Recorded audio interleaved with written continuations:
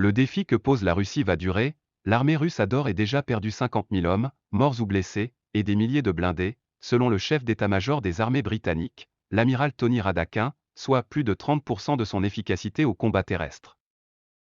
Pour autant, le défi que pose la Russie va durer, a-t-il averti, soulignant que miser sur un problème de santé de Vladimir Poutine ou qu'il finisse par se faire assassiner relevait du vœu pieux.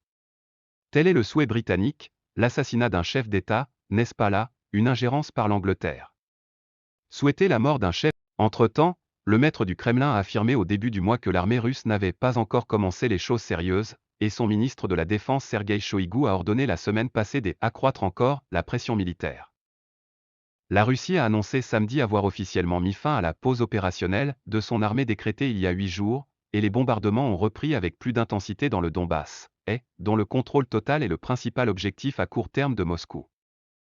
3 jours à peine après des frappes aux missiles de croisière qui ont dévasté le centre de Vinnytsia, à des centaines de kilomètres du front, faisant au moins 24 morts des commandos de forces armées ukrainiennes en pleine réunion.